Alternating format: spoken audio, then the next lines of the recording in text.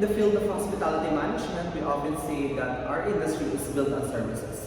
But more than that, it is built on people. And people come from different cultures, backgrounds, identities, and experiences.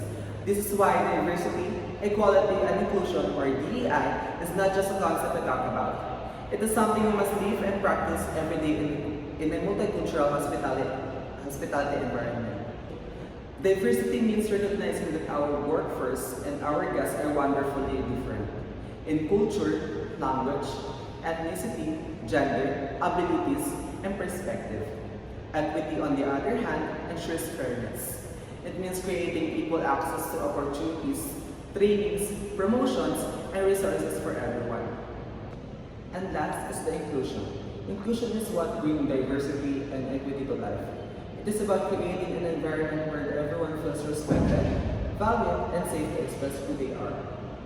When DEI is embraced in hospitality, we see real benefits. Guests feel more welcome because staff understand cultural differences, preference, and sensitivities. Employees feel more motivated, and when DEI is embraced in hospitality, we see real benefits.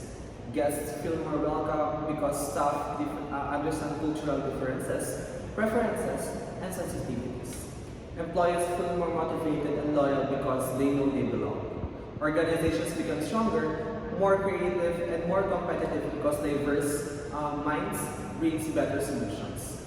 In the end, hospitality is more than just serving food, providing rooms, or delivering services. It's about creating meaningful human experiences.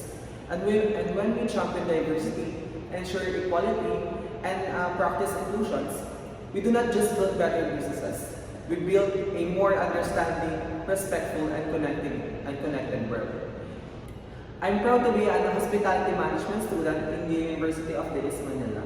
Thank you and mabuhay.